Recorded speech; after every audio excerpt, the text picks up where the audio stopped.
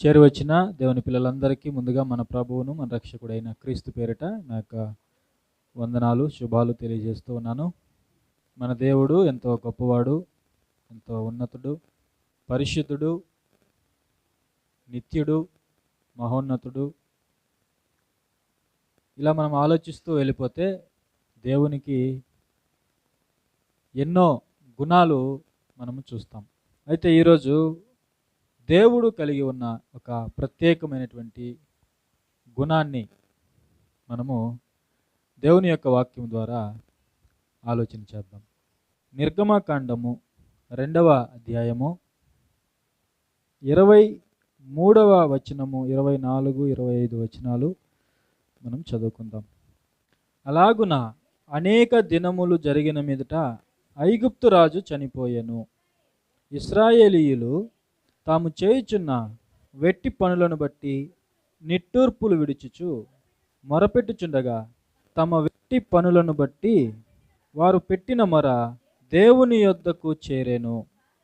కాగా దేవుడు వారి మూలుగును విని అబ్రహాము, ఇస్సాకు, యాకోబులతో తాను చేసిన నిబంధనను జ్ఞాపకము చేసుకొనెను. దేవుడు ఇశ్రాయేలీయులను చూచెను. దేవుడు వారి యందు లక్ష్యముంచెను. చాలు ప్రియులారా, ఈరోజు మనం తెలుసుకోవాల్సినటువంటి విషయం ఏంటంటే, మనము నమ్మినటువంటి దేవుడు ఆయన చూచే దేవుడు అని ఈరోజు మనం తెలుసుకోవాలి.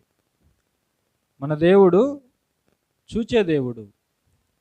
ఆయన సర్వశక్తి సంపన్నుడు, అలాగే నిత్యుడు, ఉన్నతుడు, అమరుడు, గొప్పవాడు, మంచివాడు, పరిశుద్ధుడు. ఇలా మనం దేవుని యొక్క లక్షణాలను అనేకమైన వాటిని దేవుని యొక్క వాక్యంలో మనం చూస్తాం. అలాగే మరొక విషయాన్ని మనం చూసినట్లయితే దేవుడు చూచే దేవుడుగా ఉన్నాడు. ఎవరిని చూశాడు ఇక్కడ అంటే, ఆయన లోకాన్ని అంతటిని కూడా దేవుడు చూస్తున్నాడు. ఈ భూమిని చూస్తున్నాడు, మనుషులను చూస్తున్నాడు, మనుషులను పరిశీలన చేస్తున్నాడు. ఆయన చూచే దేవుడు కాబట్టి మనుషులందరినీ కూడా చూస్తున్నాడు, పరిశీలన చేస్తున్నాడు, వారి యొక్క కార్యాలు గమనిస్తున్నాడు. అప్పుడే మనము చూసాం పాట, దేవునికి సమస్తము కూడా తెలుసు. మనము కూర్చుండుట, లేచుట, మనం పడుకునుట అన్నీ కూడా దేవునికి తెలుసు. అవునా కదా? భక్తుడు ఈ విధంగా రాశాడు. 139వ కీర్తన మనం చదువుకుంటే, నేను ఎక్కడికి వెళ్ళినా కూడా నీవు అక్కడ ఉన్నావు అని భక్తుడు చెప్తున్నాడు. నా నోటికి మాట రాకముందే దేవా నీవు సమస్తాన్ని ఎరిగిన వాడవి అని భక్తుడు చెప్తున్నాడు. అంటే నెక్స్ట్ మినిట్లో మనం ఏం మాట్లాడతామో కూడా దేవునికి తెలుసు. మన ఆలోచనలు దేవునికి తెలుసు, మన అంతరంగము దేవునికి తెలుసు. ఈ విశ్వంలో దేవునికి మరుగైనది ఏది కూడా లేదు. అంత గొప్పవాడు దేవుడు. అయితే మనం ఏమనుకుంటాం, మనం చేస్తున్నటువంటి కొన్ని రహస్యమైనటువంటి పాపాలు లేకపోతే క్రియలు ఎవరు చూడలేదని మనం అనుకుంటాం. అవునా కదా? ఎవరు చూడలేదు, నేను ఈ తప్పు చేస్తే ఎవరు చూడరు. వాస్తవమే, మనుషులు చూడరు. మనం చేస్తున్నటువంటి రహస్య పాపాలు లేకపోతే తప్పులు మనుషులు చూడరు, మనం చేసే వాటిని. అయితే ఎవరు చూస్తున్నారు?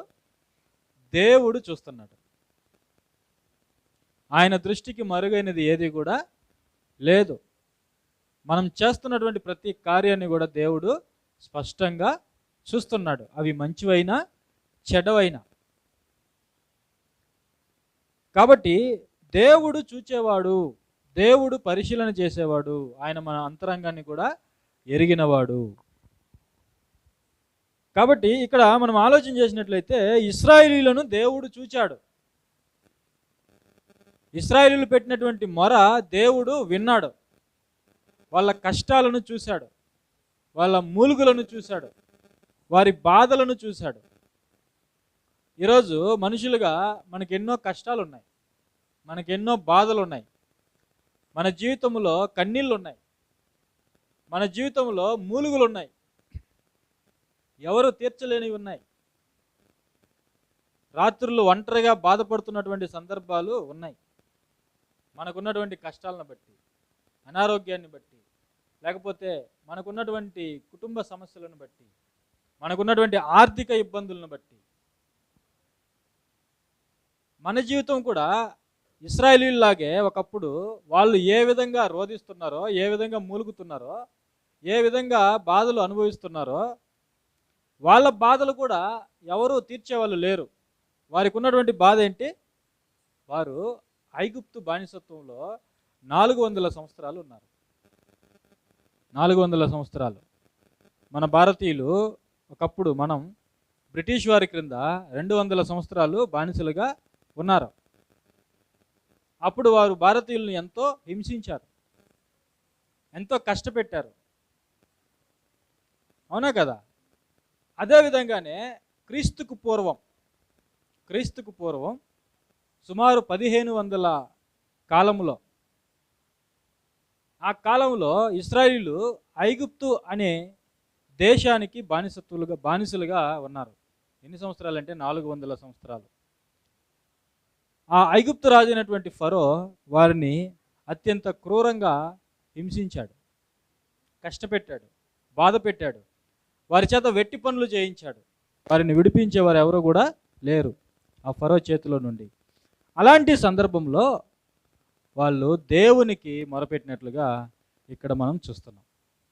ఇక్కడ వాళ్ళు దేవునికి మొరపెట్టారు. ఎందుకంటే మనుషులలో వారికి ఎవరు కూడా సహాయం చేసేవాళ్ళు లేరు. ఈరోజు ఒకవేళ మన కష్టం కూడా అలాగే ఉండి ఉండవచ్చు. మనకున్నటువంటి కష్టాలు మనుషులు ఎవరు తీర్చలేనివిగా ఉండి ఉండవచ్చు. మనుషులు ఎవరు పట్టించుకోకపోవచ్చు మనల్ని. అయితే మనల్ని పట్టించుకునేవాడు, మనల్ని చూసేవాడు, మన మొర వినేవాడు ఒక ఆయన ఉన్నాడు. ఆయనే మన దేవుడు, మనలను సృజించినవాడు, అబ్రహాము, ఇస్సాకు, యాకోబుల దేవుడు. వారు ఎప్పుడైతే వారు చేస్తున్నటువంటి వెట్టి పనులను బట్టి నిట్టూర్పులు విడుచుచు దేవునికి మొరపెట్టారో అప్పుడు దేవుడు వారిని జ్ఞాపకం చేసుకున్నాడు. ఏం జ్ఞాపకం చేసుకున్నాడు? 24వ వచనంలో, కాగా దేవుడు వారి మూలుగును విని అబ్రహాము, ఇస్సాకు, యాకోబులతో తాను చేసిన నిబంధనను జ్ఞాపకం చేసుకున్నాడు. దేవుడు అంటే మనం చేసే ప్రార్థన దేవుణ్ణి జ్ఞాపకానికి తీసుకొని రావాలి. దేవుడు ఆయన చేసినటువంటి వాగ్దానము జ్ఞాపకానికి మనం తీసుకొని రావాలి. దానికి ఉపయోగపడేది ఏంటంటే మనం చేసే ప్రార్థన, మన మూలుగు, మన కష్టం, మన బాధ. ఆ కష్టంతో, ఆ బాధతో, ఆ వేదనతో మనం చేసే ప్రార్థన దేవునికి తాను చేసినటువంటి వాగ్దానాన్ని జ్ఞాపకం చేస్తుంది. దేవునికి తెలుసు ఏ సమయంలో వారి ప్రార్థన వినాలి, వారిని విడిపించాలి అని దేవునికి ముందే తెలుసు. అయినా సరే మనం చేయవలసింది ఏంటంటే దేవునికి ప్రార్థన చేయాలి. దేవుడు మనకు వాగ్దానం చేశాడు. ఏమని వాగ్దానం చేశాడు? అడుగుడి మీకు ఇయ్యబడును, తట్టుడి మీకు తెరవబడును, వెదకుడి మీకు దొరుకును. అది వాగ్దానమా కదా? వాగ్దానమే. యేసుక్రీస్తు ప్రభుల వారు తానే స్వయంగా చెప్తున్నాడు, అడుగుడి మీకు ఇయ్యబడును, తట్టుడి తెరవబడును, వెదకుడి మీకు దొరుకును. కాబట్టి ఈరోజు మనం చేసే ప్రార్థన దేవునికి వాగ్దానాన్ని జ్ఞాపకం చేయాలి.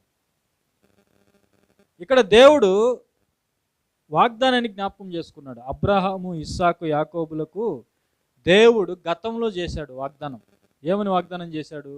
పాలు తేనెలు ప్రవహించే ఆ దేశాన్ని, కనాను దేశాన్ని మీకు ఇస్తాను అని అబ్రహాముతో వాగ్దానం చేశాడు. తర్వాత అబ్రహాము కుమారుడైన ఇస్సాకుతో వాగ్దానం చేశాడు. ఆ తర్వాత ఇస్సాకు కుమారుడైన యాకోబుతో అదే వాగ్దానము చేశాడు. నీ సంతానానికి ఈ భూభాగాన్ని ఇస్తాను, ఆ విధంగా మిమ్మల్ని ఆశీర్వదిస్తాను అని దేవుడు వారికి వాగ్దానం చేశాడు. అయితే ఈరోజు వాళ్ళు ఎలాంటి పరిస్థితుల్లో ఉన్నారంటే కష్టాల్లో ఉన్నారు, బానిసత్వంలో ఉన్నారు, వేదనలో ఉన్నారు, వెట్టి పనులు చేస్తూ నిట్టూర్పులు విడుస్తున్నారు. వారిని కాపాడే వాళ్ళు ఎవరు కూడా లేరు. వారిని కాపాడడానికి ఏ దేశం కూడా సహాయానికి రావడం లేదు. ఏ మనుషులు కూడా, ఏ రాజులు కూడా వారి మూలుగులు విని, వారి కష్టాలు విని, వారి బాధలు తీర్చడానికి ఎవరు కూడా రావటం లేదు. ఇలాంటి పరిస్థితుల్లో వారు ఆకాశం వైపు చూశారు. ఇలాంటి పరిస్థితుల్లో వాళ్ళు దేవుని వైపు చూశారు. మనకి కష్టం వచ్చినప్పుడు మనం ఎవరి వైపు చూడాలి? దేవుని వైపు చూడాలి. గుర్తుపెట్టుకోండి, కష్టం వచ్చినప్పుడు అధికారులు తీర్చలేని కష్టం, నీ బంధువులు తీర్చలేని కష్టం, నీ స్నేహితులు తీర్చలేని కష్టం, మనుషులు తీర్చలేని కష్టం ఎప్పుడైతే నీకు వచ్చిందో వెంటనే నీవెక్కడికి వెళ్ళాలి? ఎవరిని చూడాలి? దేవుణ్ణి చూడాలి. మనుషులు దేవుణ్ణి చూడడం నేర్చుకోవాలి. దేవుని వైపు కన్నులెత్తడం మనుషులు నేర్చుకోవాలి. అప్పుడు దేవుని యొద్ద నుండి మనకు సహాయము వస్తుంది. మనుషుల మీద మనం ఆధారపడకూడదు. మనుషులను మనం నమ్ముకొనకూడదు. మనుషులు మధ్యలో విడిచిపెట్టి వెళ్ళిపోతారు. మనుషులు మనల్ని పట్టించుకోరు. మన వ్యాధుల్లో, మన బాధల్లో, మన కష్టాల్లో మనం పాడుకున్నాం. మన వ్యాధుల్లో, మన బాధల్లో, మన కష్టాల్లో మనుషులు మనకు తోడుగా ఉండరు. అయితే మన వ్యాధుల్ని, మన బాధల్ని, మన కష్టాలను చూసేవాడు ఒక ఆయన ఉన్నాడు. ఆయనే పరలోకమందున్నటువంటి మన తండ్రి. కాబట్టి మనుషులందరూ కూడా దేవుణ్ణి చూడాలి. వర్షం పడకపోతే దేవుని వైపు చూడాలి. అవునా కదా? భూమి పండకపోతే దేవుని వైపు చూడాలి. నీ సమస్యలు ఎక్కువైపోతే దేవుని వైపు చూడాలి. మనుషుల వైపు చూసి, కోర్టుల వైపు చూసి, న్యాయవాదుల వైపు చూసి మనం వారిని నమ్ముకుంటే ప్రయోజనము లేదు. ఈరోజు మనుషులకు వస్తున్నటువంటి కష్టాలను బట్టి వారు మనుషుల మీద ఆధారపడుతూ అవి దక్కనప్పుడు చాలామంది ఆత్మహత్యలు చేసుకుంటున్నారు. చాలామంది చనిపోతున్నారు. చాలామంది తమను తామే చంపుకుంటున్నారు. అలాంటి పరిస్థితుల్లోనికి మనం వెళ్ళకూడదు. మనం దేవుని వైపు చూడాలి. మనం ఎవరి వైపు చూడాలి? దేవుని వైపు చూడాలి. మనుషుల యొద్ద నుండి నీకు న్యాయం దొరకలేదా? మనుషులు పట్టించుకోలేదా? మనుషులు నీ మొర వినలేదా? అయితే మనం దేవుని యొద్దకు రావాలి. ఎవరి యొద్దకు రావాలి? దేవుని యొద్దకు రావాలి. ఒక స్త్రీ ఉన్నది యేసుప్రభు కాలంలో. ఆమె రక్తస్రావం అనే రోగంతో బాధపడుతున్నటువంటి స్త్రీ. యేసుప్రభు కాలంలో ఆమె ఉన్నది. 12 సంవత్సరాల నుండి ఆ రోగంతో ఆమె బాధపడుతూ ఉన్నది. మహావేదన అనుభవిస్తూ ఉన్నది. అలాంటి పరిస్థితుల్లో అనేక మంది వైద్యులను సంప్రదించింది, డాక్టర్స్ని సంప్రదించింది. తనకున్న ఆస్తి అంతా కూడా వ్యయపరిచింది, వెచ్చించింది. అయినా సరే ఆమె రోగము బాగు కాలేదు. అలాంటి పరిస్థితుల్లో ఆమె యేసు ప్రభు గురించి విన్నది. ఎవరి గురించి విన్నది? యేసు ప్రభు గురించి విన్నది. ఆయన ఎలాంటి కార్యాలు చేసేవాడు? యేసుక్రీస్తు ప్రభుల వారు ఎలాంటి కార్యాలు చేస్తున్నాడు సమాజంలో? ఆయన అద్భుతాలు చేస్తున్నాడు, మహత్కార్యాలు చేస్తున్నాడు. ఆయన చేస్తున్న వాటిని గురించి ప్రజలు వింతలు అని మాట్లాడుకున్నారు. ఏం చేస్తున్నాడు యేసుక్రీస్తు ప్రభుల వారు? వింతలు, గొప్ప గొప్ప అద్భుతాలు. చనిపోయిన వాళ్ళని లేపుతున్నాడు, కుష్ఠ రోగముతో బాధపడుతున్న వాళ్ళని బ్రతికిస్తున్నాడు, శుద్ధులుగా చేస్తున్నాడు, పక్షవాయువు కలిగినటువంటి వ్యక్తుల్ని బాగు చేస్తున్నాడు, చనిపోయిన వాళ్ళని లేపుతున్నాడు. నానా విధాలైనటువంటి రోగాల చేత పీడింపబడుతున్న వారిని, దయ్యముల చేత పీడింపబడుతున్న వారిని ఆయన విడిపిస్తున్నాడు. ఇవన్నీ విన్నటువంటి స్త్రీ యేసు ప్రభు యొక్క పాదాల దగ్గరికి వచ్చింది. వచ్చిందా రాలేదా? వచ్చింది. ఆమె మొదట మనుషులను సంప్రదించింది, వైద్యులను సంప్రదించింది. వారి వల్ల ఆమెకు ఏ లాభము కూడా దొరకలేదు. ఆ రోగం నయం కాలేదు. మనుషుల ద్వారా ఆమెకు ఎలాంటి ప్రయోజనం కూడా చేకూరలేదు. అలాంటి పరిస్థితుల్లో ఆమె దేవుని యొద్దకి వచ్చింది. మనం కూడా ఎవరి యొద్దకు రావాలి? దేవుని యొద్దకు రావాలి. ఇదొకటి మనం నేర్చుకోవాలి. దేవుడు చెప్తున్నాడు, మీరు నా యొద్దకు రండి, నేను మీ యొద్దకు వస్తాను. మీరు నా వైపు తిరగండి, నేను మీ వైపు తిరుగుతాను. ఇశ్రాయేలీయులు ఎప్పుడైతే దేవునికి మొరపెట్టారో, ఆకాశం వైపు కన్నులెత్తి చూశారో, దేవుడు వారిని పట్టించుకున్నాడు. దేవుడు మనల్ని పట్టించుకోవాలంటే, మన కష్టాల్లో మనకు తోడుగా నిలవాలంటే, మన బానిసత్వాన్ని విడిపించాలంటే,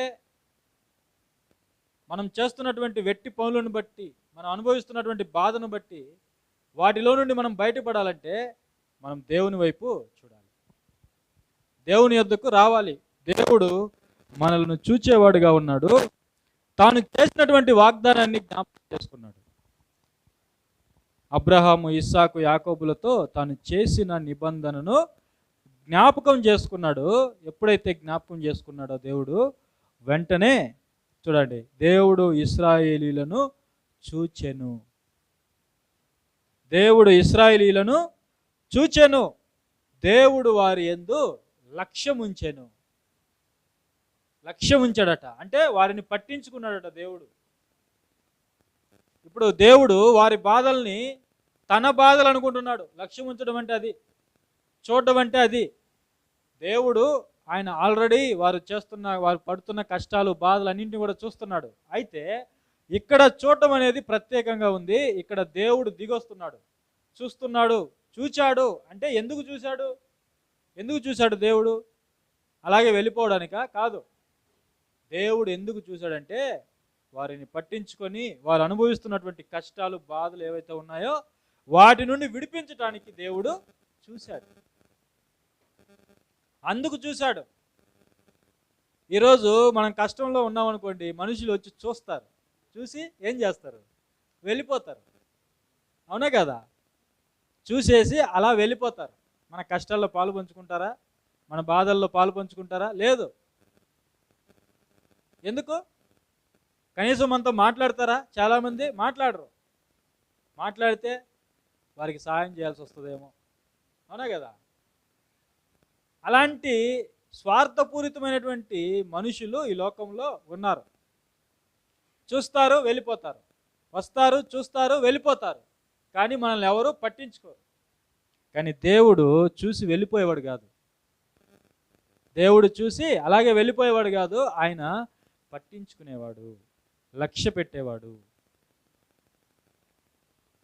దేవుడు నిన్ను చూడాలి, నిన్ను లక్ష్య పెట్టాలి, నీ కష్టంలో నుంచి నిన్ను విడిపించాలంటే దేవునికి ఏమి అవసరం లేదు. నీ కులం అవసరం లేదు, నీ ధనం అవసరం లేదు, నీ అందం అవసరం లేదు, నీ చదువు అవసరం లేదు.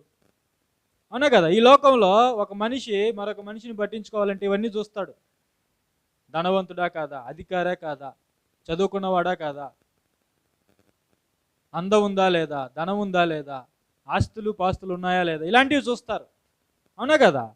చాలామంది ఎలాంటి వారితో స్నేహం చేస్తారు? గొప్ప గొప్ప వాళ్ళతో స్నేహం చేస్తారు, అధికారులతో స్నేహం చేస్తారు, చదువుకున్న వాళ్ళతో స్నేహం చేస్తారు, ధనవంతులతో స్నేహం చేస్తారు. ఇవన్నీ మనుషులు చూస్తారు. అయితే దేవుడు అలాంటివి చూసేవాడు కాదు. దేవుడు మన ప్రార్థన వినేవాడు, మన కష్టాలు చూసేవాడు, మన బాధలు చూసేవాడు.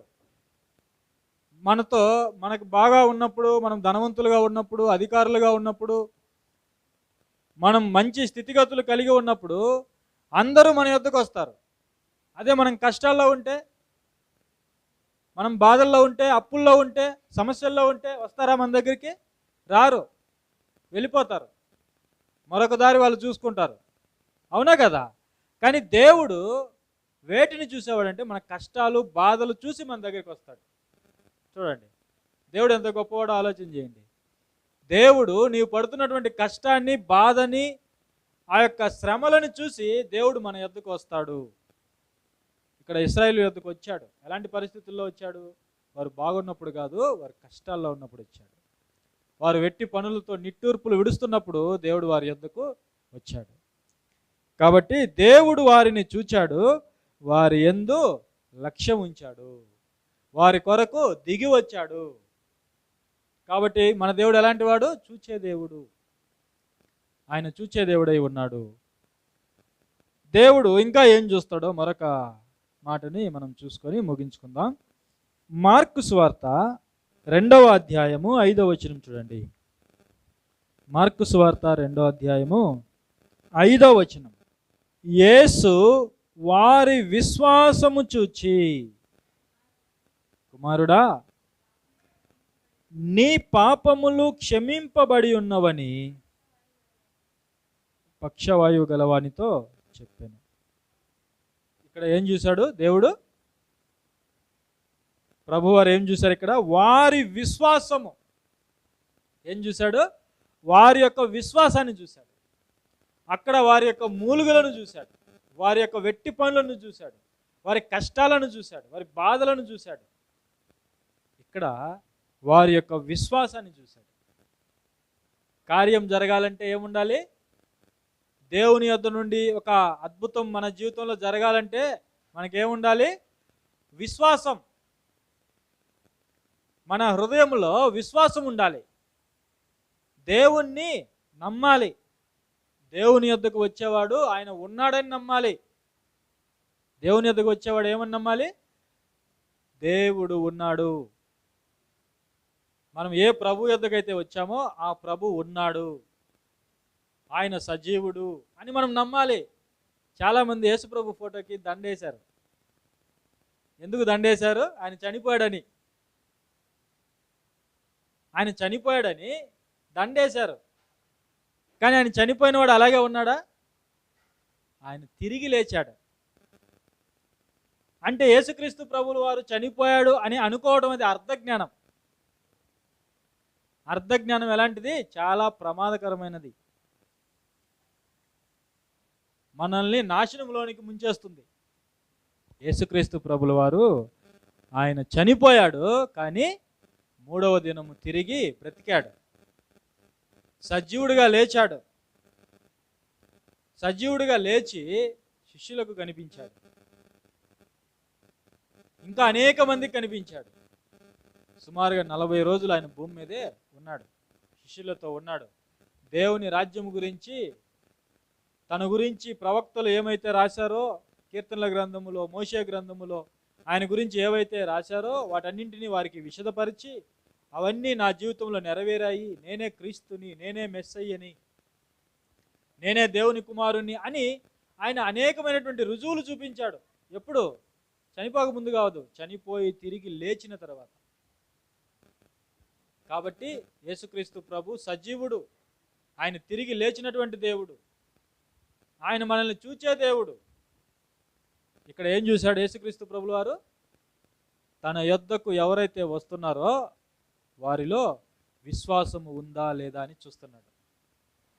విశ్వాసం ఉందా లేదా చూస్తున్నాడు. ఎందుకు విశ్వాసాన్ని చూస్తున్నాడు? విశ్వాసం ఉంటేనే అక్కడ వారి జీవితాల్లో అద్భుతం అనేది జరుగుతుంది. విశ్వాసం లేకపోతే యేసుక్రీస్తు ప్రభువు వారు అనేక ప్రదేశాలు అద్భుతాలు చేయలేదు. కొంతమంది జీవితాల్లో అద్భుతాలు జరగలేదు. ఎందుకు? వారిలో విశ్వాసం లేదు.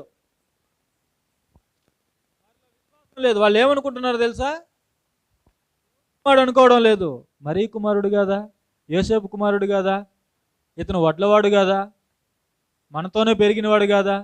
ఇతని చెల్లెళ్ళు, ఇతని తమ్ముళ్ళు అందరూ మనతో ఉన్నవాళ్ళు కాదా? ఇలా అనుకుంటున్నారు చాలామంది. యేసుక్రీస్తు ప్రభు నేను దేవుని కుమారుడిని అని చెప్పుకున్నాడు. దాన్ని ఎవరు నమ్మటంలా? ఇతను మరీ కుమారుడు కాదా? యేసేపు కుమారుడు కాదా? ఇలాంటి ఆలోచనలతో వస్తే మన జీవితంలో ఏం జరుగుతాయి చెప్పండి? అద్భుతాలు జరుగుతాయా? జరగవు. ప్రజలు నన్ను గురించి ఏమనుకుంటున్నారంటే, పేతురు గారు ఏమన్నారు? నీవు దేవుని కుమారుడవు. అంటే శిష్యులు నమ్మారు యేసుక్రీస్తు ప్రభు దేవుని కుమారుడని. ఇంకా మార్తా మరియలు అంటున్నారు నీవు దేవుని కుమారుడివి. దెయ్యాలు కేకలు వేశాయి యేసు ప్రభువుని చూసి. ఏమన్నా తెలుసా? సర్వోన్నతుడైన దేవుని కుమారుడా. చూడండి, శిష్యులు ప్రకటించారు యేసే క్రీస్తు అని, యేసే దేవుని కుమారుడని ప్రకటించారు శిష్యులు. అందుకే వాళ్ళ జీవితాల్లో ఏం జరిగాయి? అద్భుతాలు జరిగాయి. వాళ్ళ జీవితాల్లో గొప్ప మార్పు అనేది వచ్చింది. నేను నా శేష జీవితాన్ని దేవుని కుమారుడైన క్రీస్తు కొరకు బ్రతకడానికి నిర్ణయం తీసుకున్నాను అని పౌలు గారు గలతీ పత్రికలో రాస్తున్నారు స్పష్టంగా. అంటే మనం యేసుక్రీస్తు ప్రభు దేవుడని ఇక్కడికి రావాలి. ఎవరైనా రావాలి? మనలాంటి వాడే, యేసుక్రీస్తు ప్రభు కూడా మనిషే అనే ఉద్దేశంతో మనం రాకూడదు. అది నిజమైన విశ్వాసము కాదు. కాబట్టి ఇక్కడ యేసుక్రీస్తు ప్రభు ఏం చూస్తున్నారు? వారి విశ్వాసమును చూసి, వారి విశ్వాసాన్ని చూశాడు యేసుక్రీస్తు ప్రభులు వారు. వారి యొక్క విశ్వాసాన్ని చూసి అక్కడ ఏం చేశాడు? పక్షవాయువు కలిగినటువంటి వ్యక్తితో అంటున్నాడు, నీ పాపాలు క్షమించబడ్డాయి, నీ పాపాలు క్షమించబడ్డాయి. ఎప్పుడైతే మనం యేసుక్రీస్తు ప్రభు దేవుని కుమారుడు, ఆయన మన పాపముల నిమిత్తము మరణించాడు, చనిపోయాడు, సమాధి చేయబడ్డాడు, తిరిగి లేచాడు, ఆయన్ని నమ్మితే రేపు మనల్ని కూడా తిరిగి లేపుతాడు అనే విశ్వాసముతో మనం వచ్చినట్లయితే మన పాపాలు క్షమించబడతాయి. ఏమవుతాయి? మన పాపాలు క్షమించబడతాయి. అదే విశ్వాసం అంటే. ఆ విశ్వాసంతో మనం ప్రభు యొద్దకు వచ్చినప్పుడు మొదట మన జీవితానికి కావాల్సింది ఏంటంటే పాపముల నుండి విడుదల, పాపముల నుండి విముక్తి. తర్వాత మన జీవితం ఆశీర్వదింపబడాలంటే మొదట మన జీవితంలో ఉన్నటువంటి ఆ పాపపు గోడ అనేది పడిపోవాలి, ఆ పాపం అనేది తీసివేయబడాలి. మనం ఎప్పుడైతే యేసుక్రీస్తు ప్రభుని దేవుని కుమారుడిని విశ్వసిస్తామో అప్పుడు మన పాపములు తీసివేయబడతాయి. ఇక్కడ పక్షవాయు గలవానితో చెప్తున్నాడు, నీ పాపములు క్షమించబడి ఉన్నవి, నీ పాపములు క్షమించబడి ఉన్నవి. తర్వాత ఆ పక్షవాయువు గలవానితో ఏమంటున్నాడో చూడండి, 11వ వచనంలో, పక్షవాయువు గలవానిని చూచి. ఇక్కడ ఎవరిని చూస్తున్నాడు? మొదట విశ్వాసం చూశాడు. ఎవరి విశ్వాసం? ఆ పక్షవాయువు గల వ్యక్తిని మోసుకొని వచ్చారే నలుగురు స్నేహితులు, వారి యొక్క విశ్వాసాన్ని చూశాడు. వారి యొక్క విశ్వాసాన్ని చూశాడు. చూసి ఇప్పుడు ఈ పక్షవాయువు గలవానిని చూశాడు. నీవు లేచి నీ పరుపెత్తుకొని ఇంటికి పొమ్మని నీతో చెప్పుచున్నాను నేను. తక్షణమే వాడు లేచి పరుపెత్తుకొని వారందరి ఎదుట నడిచి పోయాను గనుక వారందరూ విభ్రాంతి నొంది మనం ఇలాంటి కార్యములను ఎన్నడూ చూడలేదని చెప్పుకొనిచు దేవుని మహిమపరచిరి. చూడండి, మన జీవితాన్ని బట్టి దేవుణ్ణి ఇతరులు మహిమపరచాలంటే మనలో విశ్వాసం ఉండాలి. మనం యేసుక్రీస్తు ప్రభు యొద్దకు రావాలి. అప్పుడు మనుషులు చేయలేనివి ఏవైతే ఉన్నాయో, మనుషులు నీకు సహాయము చేయలేని కష్టాలు, సమస్యలు ఏవైతే ఉన్నాయో వాటిని దేవుడు తీరుస్తాడు, వాటిని దేవుడు సహాయము చేస్తాడు. అది ఎలాంటిదైనా సరే, అది అనారోగ్యమైనా సరే, అది లోక సంబంధమైన ఆర్థిక పరిస్థితులైనా సరే, ఎలాంటి సమస్యలైనా సరే ఖచ్చితంగా దేవుడు మనకు సహాయము చేస్తాడు. కొంతమంది చెప్పుకోలేని కష్టాలతో బాధపడుతున్నారు. కుటుంబాలను చూసి, పిల్లలను చూసి, వాళ్ళ జీవితాలను చూసి చాలామంది బాధపడుతున్నారు. అలాంటి పరిస్థితుల్లో ఖచ్చితంగా దేవుడు మనకు సహాయము చేసేవాడు. అయితే మనం దేవుని యొద్దకు రావాలి. మనం ఎవరి యొద్దకు రావాలి? దేవుని యొద్దకు రావాలి. దేవునికి మనం మొరపెట్టాలి, విశ్వాసంతో రావాలి, నమ్మకంతో రావాలి. ప్రభు ఉన్నాడని రావాలి. ఆయన ఖచ్చితంగా మనకు సహాయం చేస్తాడని మనం దేవుని యొద్దకు రావాలి. అప్పుడు ఖచ్చితంగా ప్రభు మనకు తోడుగా ఉండి మనల్ని నడిపిస్తాడు, మన కష్టాల నుండి మనల్ని తొలగిస్తాడు. ఓకే, మరి ఈ వాక్యము దేవుడు దీవించాలని కోరుకుంటూ ఈ చిన్న ఆత్మీయ సందేశాన్ని నేను ముగిస్తున్నాను.